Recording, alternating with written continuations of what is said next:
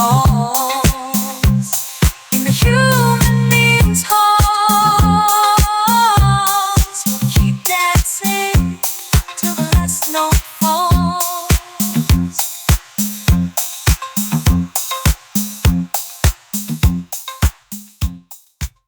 Welcome to the Human Meme Podcast. I'm AI David Bowles, and along with our crackbot AI research team, we have investigated this topic for you today. When disability is no shield from corruption, the video relay service fraud case. In our society, we often make assumptions about the relationship between disability and morality. There is a pervasive belief that people with disabilities are inherently pure, innocent, or incapable of wrongdoing. While this stereotype may seem positive on the surface, it actually dehumanizes and infantilizes individuals with disabilities, denying them full agency and responsibility for their actions. The reality is that disability is no shield against human failings like greed, corruption, or cruelty. People with disabilities are just as capable of making unethical choices as anyone else, a fact starkly illustrated by the 2009 Video Relay Service (VRS) fraud case. In this scheme, 26 individuals, many of them deaf, were indicted for defrauding the FCC's VRS program of over $50 million, exploiting a service meant to help their own community. This case challenges us to confront uncomfortable truths about the complex intersection of disability, crime, and societal responsibility. It demands that we examine not only individual accountability, but also the systemic failures and biases that can enable abuse. Grappling with these issues is essential if we want to build a truly equitable society, one where all people are supported and empowered, but also held to account for their actions. The VRS fraud case serves as a powerful reminder that this work is as difficult as it is necessary. According to the Department of Justice, the fraud scheme involved VRS company owners, executives, and employees, as well as deaf individuals who placed the fraudulent calls. Callers allegedly dialed the companies and left the line open for long periods of time with no actual relaying of calls taking place. The companies then billed the FCC around $390 per hour for these bogus calls. The revelation that members of the deaf community, even those in positions of trust providing VRS services, were exploiting a program meant to help that very community was a sobering reminder that disability does not preclude criminal behavior. Just as in any segment of society, there will always be unscrupulous individuals willing to take advantage of others for personal gain, even preying on vulnerable members of their own community. However, it is crucial to emphasize that the actions of a few do not reflect on the deaf community as a whole, just as the crimes of individual hearing people cannot be generalized to the entire hearing population. People with disabilities face significant barriers, discrimination, and economic disadvantages that can make them more vulnerable to being victimized by fraud schemes. In fact, studies show that individuals with disabilities are far more likely to be victims of crime than perpetrators. According to data from the Bureau of Justice Statistics, people with disabilities face violent crime at 2.5 times the rate of non-disabled individuals. The VRS fraud case is a cautionary tale about the danger of assuming moral superiority or incorruptibility based on disability status alone. Blindly trusting any individual or group based on a single characteristic leaves communities vulnerable to exploitation from within. The VRS fraud case also highlights the importance of intersectionality when examining issues of crime and disadvantage.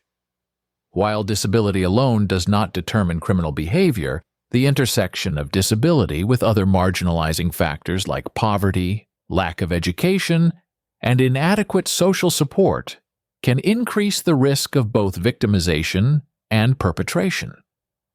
Many of the individuals involved in the VRS fraud faced multiple barriers that may have made them more vulnerable to exploitation or driven them to desperate measures. Deaf individuals often face significant employment discrimination, with joblessness rates around 50%, double that of the general population.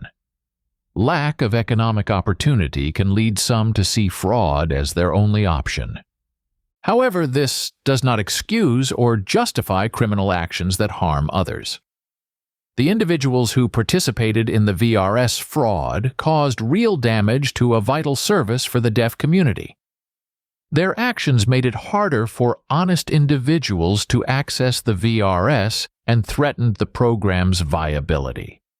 They betrayed the trust of their community for personal enrichment. Society has a responsibility to address the root causes that can lead to criminal behavior, like lack of economic and educational opportunities for disabled individuals. But individuals also have a responsibility to make ethical choices. Having a disability does not absolve someone of the moral imperative not to harm others. The VRS case is a reminder that we need a more nuanced understanding of the complex factors that can lead to crime, beyond simplistic narratives of good and evil. At the same time, we cannot excuse exploitation or abuse committed by individuals with disabilities against their own communities or others. Building a more equitable society requires us to confront uncomfortable realities, like the fact that even oppressed and disadvantaged groups can include individuals capable of causing harm.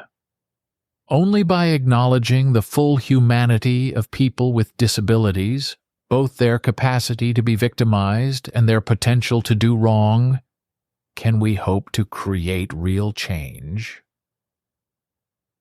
The VRS fraud case exposes vulnerabilities in our social support systems that we must address to prevent similar abuses in the future.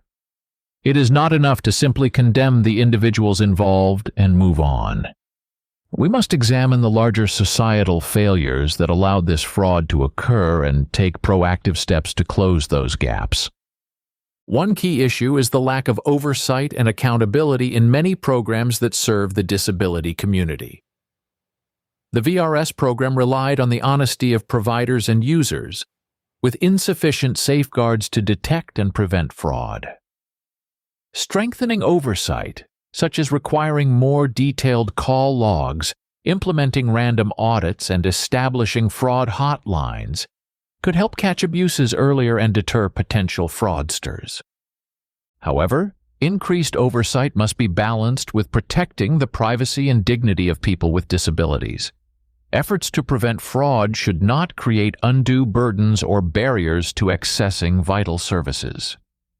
Policymakers must work closely with the disability community to design accountability measures that are effective but not overly intrusive. Another critical step is addressing the underlying social inequities that can make people with disabilities more vulnerable to exploitation or drive them to desperate measures. This means investing in education, job training, and employment opportunities for people with disabilities. It means ensuring access to affordable housing, health care, and other basic needs. When individuals have viable pathways to stability and success, they are less likely to turn to fraud or abuse. We must also work to change societal attitudes and biases that can fuel abuse. Negative stereotypes about people with disabilities as helpless, childlike, or morally pure can actually make them more vulnerable to exploitation. Perpetrators may believe their victims won't be believed or that their actions will be excused due to their disability. Challenging these patronizing attitudes and recognizing the full agency and humanity of people with disabilities is crucial. Finally, we need to create more channels for people with disabilities to report abuse and seek help. Many may feel trapped in exploitative situations or fear retaliation if they speak out. Establishing safe, accessible reporting mechanisms and providing robust support services can help break cycles of abuse. Preventing future cases like the VRS fraud will require a multifaceted approach that addresses both individual accountability and systemic change. It will require us to grapple with uncomfortable realities and challenge long-held assumptions. But it is work we must undertake if we truly want to build a society of equal opportunity and justice for all.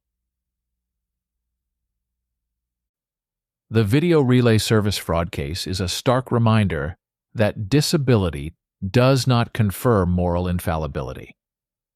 It is a clarion call to action, demanding that we confront the uncomfortable realities of crime and corruption within all communities, even those we may see as vulnerable or disadvantaged. We must recognize that people with disabilities are fully human, with all the potential for good and evil that entails. To truly build an equitable society, we must move beyond infantilizing stereotypes and acknowledge the agency and responsibility of all individuals, regardless of disability status. At the same time, we cannot ignore the societal failures and inequities that can make people with disabilities more vulnerable to exploitation or drive them to desperate measures.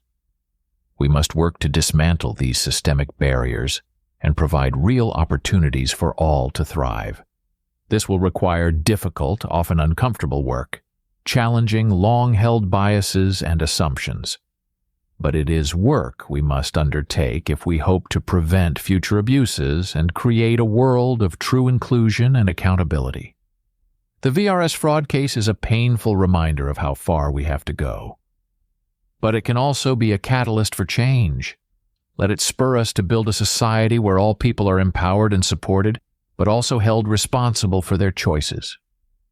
A society where disability is neither a shield against consequences nor a justification for exploitation.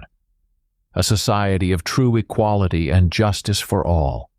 This is the vision we must strive for, no matter how difficult the path may be. For the Human Meme Podcast, I'm AI David Bowles, wishing you a safe evening and a better tomorrow. Be a human meme.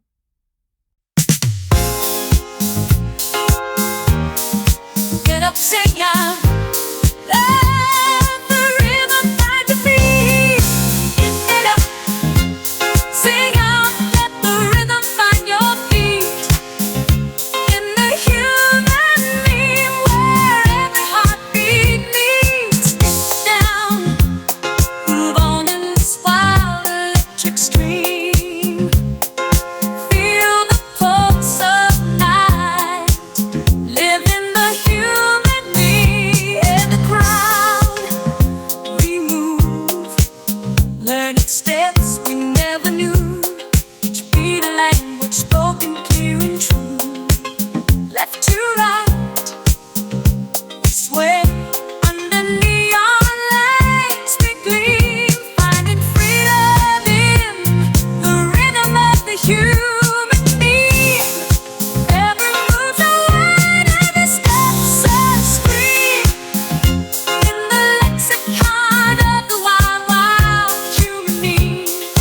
Get it up, get it on. Now let it on, let the music take you round. In the human need, we dance till dawn, feel the rush. Feel the song as the world spins on. The human being, where we all belong.